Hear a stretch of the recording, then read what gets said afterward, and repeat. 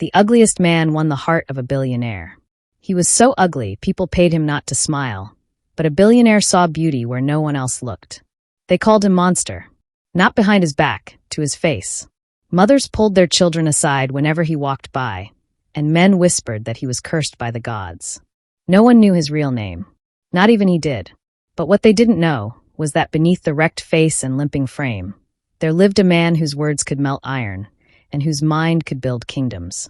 And somewhere in the tallest tower of Lagos, a young, radiant billionaire woman with 29 suitors, 10 private jets, and zero patience for flattery was about to meet him. And when she did, nothing in her billion-dollar life remained the same.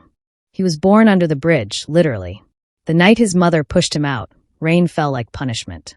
She saw his face, screamed once, and died. No name, no family, no photos of childhood.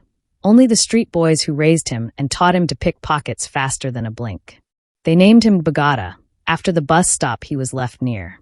By 18, he had grown into something both human and haunting. Lips too wide, eyes uneven, a permanent twist in his neck like a broken statue. Women crossed the road. Children laughed or screamed. One little boy once threw sand and said, "Go back to the devil, abomination." But Bagada had a secret. He was brilliant. He never attended school, but he read every newspaper he stole. Every night, he sat beside a burning tire and taught himself finance, architecture, poetry, and coding, all from discarded magazines and secondhand smartphones. By 27, he was quietly consulting for one of the richest tech companies in Africa, remotely under a fake name, using only emails and voice changers. And then she saw him. Tamar Okonkwo, billionaire heiress, head of Talk Empire, a woman so wealthy, she bought herself a country road just so she could walk in silence. One day, disguised and tired of fake suitors, Tamar came to the slums for a documentary shoot, searching for something real. And she met Bagada. She screamed. Then he spoke, and his voice made her forget he was ugly. If you thought this was just another love story, wait until betrayal, sacrifice, and a billion-dollar twist rewrite everything. Don't miss episode 2, and if you haven't subscribed yet, ask yourself, why not? This is where hearts are broken, rebuilt, and crowned. Subscribe now, like, and share if you believe beauty is deeper than skin. Back into the sky. They said if you looked at him too long, your soup would sour. And once, during a local wedding, they paid him 500 Nigerian nairas just to leave before the bride arrived. Bad luck, they whispered. His name? Nobody really knew. Some called him Bagada because that's where they first saw him, shivering in torn clothes near the expressway as a toddler, chewing a nylon bag like it was meat. Others called him Beast. Some even called him God's mistake. But the ugliest man in the city had a secret. He wasn't just a man. He was a storm of silence and genius, born in the gutter, but raised by wisdom. The street that raised him. Bagada never went to school. His classroom was a dumpster. His teachers? Old newspapers, cracked phone screens, torn-off Bible pages, and overheard conversations between Danfo drivers and area boys. At age 10, he could already do mental math faster than the calculators he couldn't afford. By 16, he'd taught himself how to code from a stolen phone. By 20, he was secretly ghostwriting for tech blogs. And by 27, he was running anonymous crypto advisories for millionaires, all while sleeping under the Ojuelegba Bridge. But no one ever thanked him in person. They never met him, because of his face. And maybe, just maybe, because he never wanted to be seen. No one had ever touched his face kindly. The last time someone touched him, he was 5. A church woman had tried to clean his wounds, and then suddenly screamed and dropped the towel. He'd learned to stop expecting kindness after that. He didn't beg for food anymore. He worked quietly and brilliantly from the shadows. But every once in a while, he sat on the edge of the lagoon at night, threw a pebble in, and whispered, "I wish I had a name that didn't hurt when people called it." Meanwhile, in the towers of Banana Island, far away from the smells of sewage and roasted corn, Tamar Okonkwo was growing tired of beautiful men. They all looked good. They all dressed sharp. They all lied through perfect teeth. And every single one of them came for her money, not her heart. She was a billionaire, a daughter of legacy, a woman with power, property, and a past full of heartbreak. And now, at 31, she didn't need love. She just wanted peace. That was until her private media company forced her to sponsor a slum documentary project to boost her human image in the press. She rolled her eyes and went, With bodyguards, of course. She didn't know she was about to meet the ugliest man in Lagos. And she didn't know. He was about to ruin every plan she had. He didn't have a face for love. But he had a soul that could set fire to diamonds. What happened when Tamar met the man the city rejected? Was it pity, curiosity, or something dangerously close to love? Please don't forget, subscribe, like, and share this story if you believe love is deeper than looks. That night, Bagata sat on his plastic chair long after she left. The book was still in his hand. But he wasn't reading. He was remembering. Her voice. Her laughter. The way she looked at him without fear. Without mockery. No one had ever looked at him like that before. He had spoken to clients worth millions online. But they never saw his face. They never cared to. But she did. A woman with silk skin and golden earrings. A woman from a world that could buy and sell his whole life. She saw him. And somehow, it felt like the beginning of something. He looked up at the sky. It was still gray.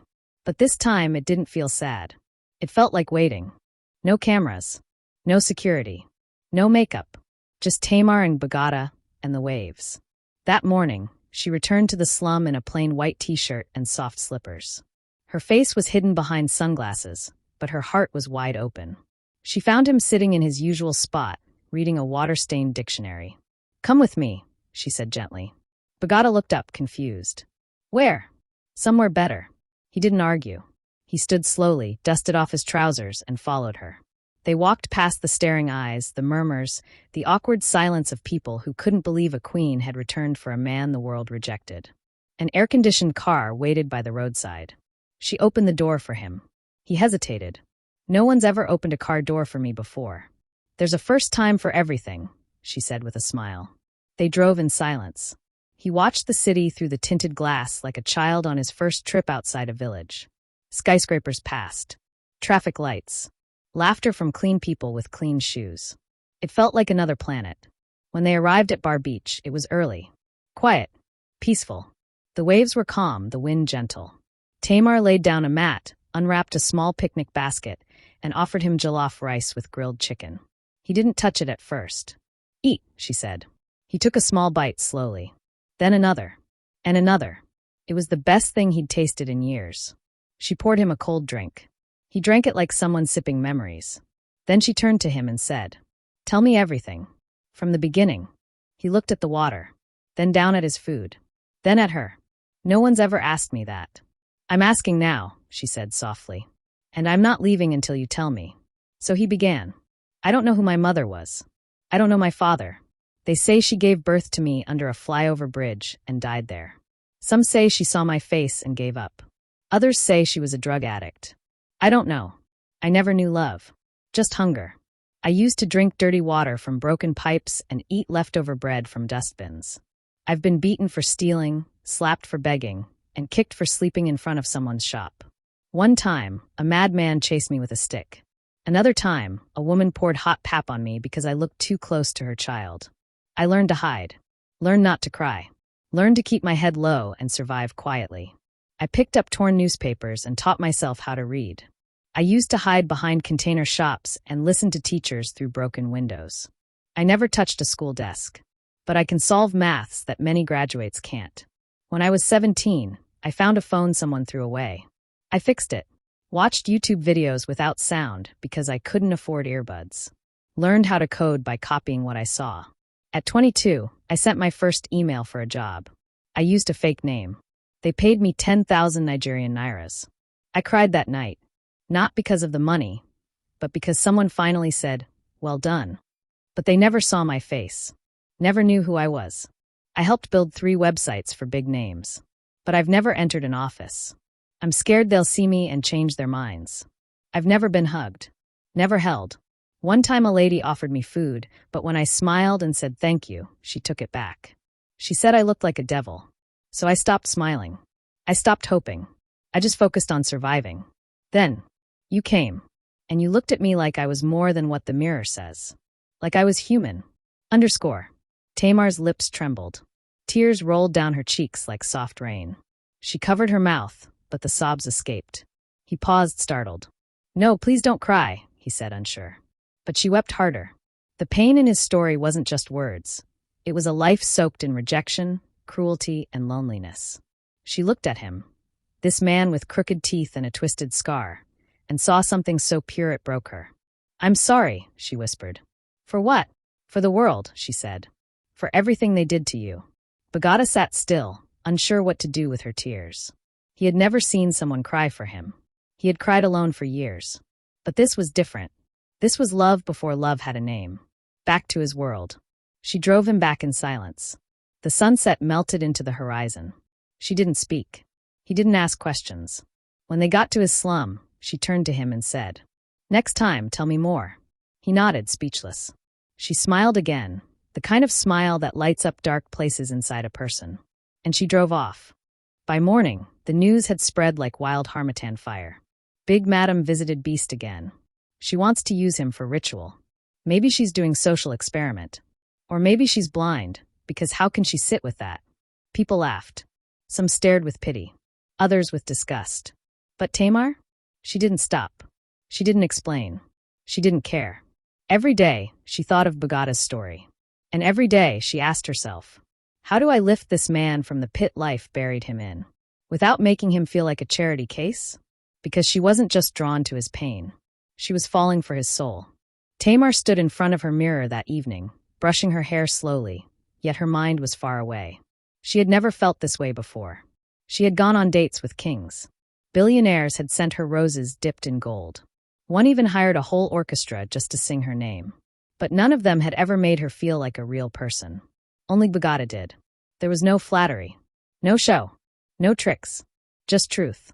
Raw and honest. So honest it hurt and healed. That night she made a decision. If I must love him, then I must first help him love himself. The next morning, she returned to the slum. He was there, of course. Sitting on the same chair, reading the same torn paper. She brought no cameras. No staff. Just one trusted personal assistant named Edu, a calm woman in her 40s who spoke gently and judged no one. "Come with us," Tamar said. "Again?" Bagata asked, smiling shyly. "This time we're going to fix something." They drove to a quiet guest house in Victoria Island, far from prying eyes. Inside, a mobile grooming team waited. Barbers, a tailor, a dentist, a skin therapist, a kind-hearted doctor. Bagata froze when he entered. I don't belong here," he whispered. Tamar touched his arm. "You belong anywhere your dignity can breathe." He said nothing, but his eyes, they watered. For the first time in years, someone washed his hair with warm water. They clipped his fingernails, shaved his face gently, treated old wounds with care. He stared at himself in the mirror, half scared, half amazed. "I still look ugly," he muttered. Tamar looked at him and said, "You look clean. And that's a good place to start." The next step was bolder. Tamar booked a quiet flight to South Africa. The purpose? A complete medical evaluation, reconstructive surgery for old injuries, and dental repair. All things he had lived without for years. Bagata didn't want to go. "People will stare," he said. "They already do," Tamar replied. "But this time, let them stare at your strength." They traveled in silence. Edu came along, always watching, always ready to help. In Cape Town, doctors ran tests. Old fractures were treated. Scars that could be softened were carefully worked on. They didn't try to change his identity, just to ease his pain. After 2 weeks, he looked different. Still Bagata, but now whole. He walked straighter, slept better, smiled with less pain. And Tamar? She watched it all like a mother watches her child take his first steps, with hope, pride, and trembling affection. One evening, they stood outside his hospital room, looking at the city lights. "Why are you doing this for me?" he asked softly. She took a deep breath. "Because the world gave you wounds for no reason. And if I have the power to heal one soul in this broken world, I won't waste it." He didn't reply. But that night, he wrote her a short letter. It read, "Dear Tamar, thank you for showing me that monsters can become men, and that men can still find kindness, even after being forgotten. Underscore." She read it, pressed it to her chest, and cried. 2 months later, back in Lagos, Bagata now lived in a small apartment Tamar rented for him. Not too fancy, just decent and quiet. He was learning quickly. Basic English, business writing, spoken communication. She hired 2 tutors who came quietly each day. And his mind, still brilliant. All he lacked was polish, and she was giving it to him, one lesson at a time. One night, As she sat in her home office sipping tea, she stared at his handwritten note again. Then she dropped the cup suddenly and whispered, "Wait, am I falling in love with him?" The room fell silent. She walked to her balcony, looked into the Lagos night, and said out loud, "Am I normal? Me. Falling for someone the world calls ugly." But then she remembered. She had never followed the world's rules. She became a billionaire by challenging systems. She bought her first building at 21 when men laughed at her. She crushed every barrier with brains, not curves. She never bowed to trends or gossip. Why should she start now? She closed her eyes and remembered all her past lovers. The smooth talkers. The liars. The greedy ones. The ones who came wearing Gucci but left her soul broken. Every one of them told her stories that were either sugar-coated lies or swollen exaggerations. But Bagata? He told her the hard, ugly truth. And somehow, that was more romantic than all the roses in the world. Tea was a breezy Saturday morning when Tamar, dressed in a flowing lilac gown and simple sandals, decided to visit Bagata again. She had come to enjoy the calmness of his presence. The way he listened with wonder, the way he smiled when she talked about her business, and how he never pretended to be who he wasn't. But that day, something was different. He wasn't in his usual spot. The makeshift bench was empty. The plastic cup she bought him a week ago lay dusty on the ground. His old jacket was nowhere in sight. Tamar's heart skipped. She asked around, from the barber shop to the roadside Accra cellar. But no one had seen him in days. One man mumbled, "Maybe he finally gave up on life," and chuckled carelessly. She did not laugh.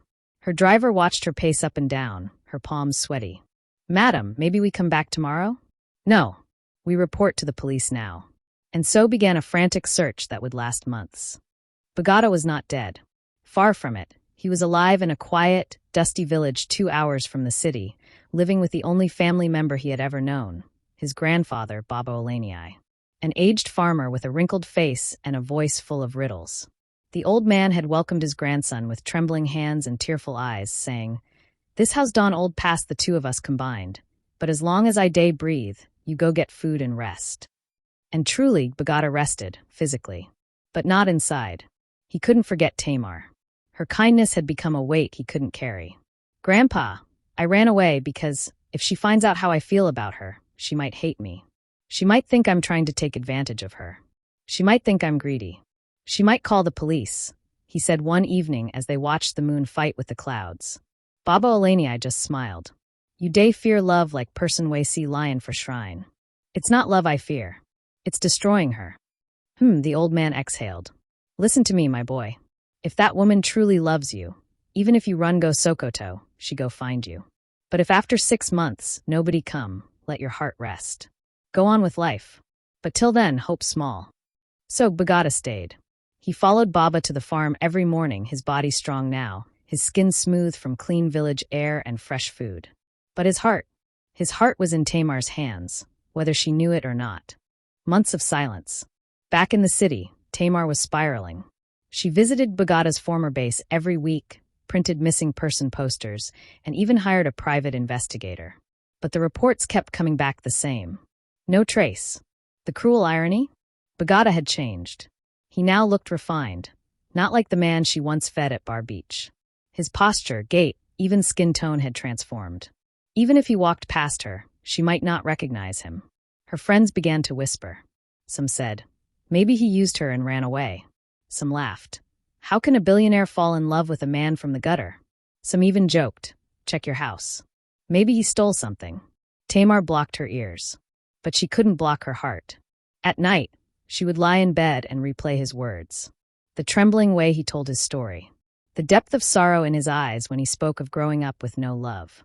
The way he didn't ask for pity, only understanding. She tried to distract herself with work. With charity projects. With new clothes and luxurious travels. But nothing worked. She would still find herself staring out the window, hoping to see that crooked smile, those deep brown eyes, or that unmistakable presence that made her feel seen, truly seen, for the first time. And so 6 months passed. Quietly, painfully, until one day something happened. Tamar sat on the balcony of her penthouse, the city lights stretching beneath her like a sleeping galaxy. She hadn't smiled in weeks. The absence of Bagata had become a wound that refused to close. She couldn't believe he had disappeared without a trace. She had searched hospitals, shelters, correction homes, even police stations, but nothing. It was as if the earth had swallowed him whole. Every night she found herself crying without restraint, not understanding why she was so broken. He wasn't a model or a prince. But Bagata had something no one else ever gave her: truth. Raw, unfiltered truth that stripped her of all pretenses and touched her soul. Her phone buzzed. "Hello, am I speaking to Miss Tamar?" a cautious voice asked. "Yes. I'm Mr. Okon, the agent for that apartment you rented, for Bagata." Her heart pounded. "Yes. What is it?" she asked, almost breathless. "His rent expired. I was wondering if you'd like to renew." "You're calling me about rent. Do you people care only about money? Have you no compassion for a tenant who suddenly vanished without a word?" The agent sighed. "Madam, I meant no disrespect. I thought you had moved him abroad. He was clearly your charity, your project. I feared asking too many questions." Her voice softened, a mix of guilt and curiosity. "What are you saying, Mr. Okon? If I had known he was missing, I would have told you something. But I assumed you were keeping his whereabouts private." Tamar's pulse raced. "Told me what? I believe I might know where he is. But we must act carefully. If he knows you're coming, he might disappear again." Tamar stood. "Can we go tonight?" "No," he said calmly. "We go tomorrow. Early. Quietly. Before dawn. Not a word to anyone. The walls have ears." She nodded, even though he couldn't see her. Tears flowed down her cheeks. Hope had returned. It was 4:25 a.m. when Tamar met Mr. Okon outside her gated estate. She wore a simple hoodie, face bare, heart racing. Mr. Okon nodded respectfully. "You came. Let's go." They drove for nearly 3 hours, leaving the city behind. Concrete turned to clay. Skyscrapers faded into trees. Birds replaced car horns. Eventually, they reached a sleepy village shrouded in mist. A small farmland stood in the distance. A frail man, bending over yam ridges, lifted his head. Tamar's breath caught.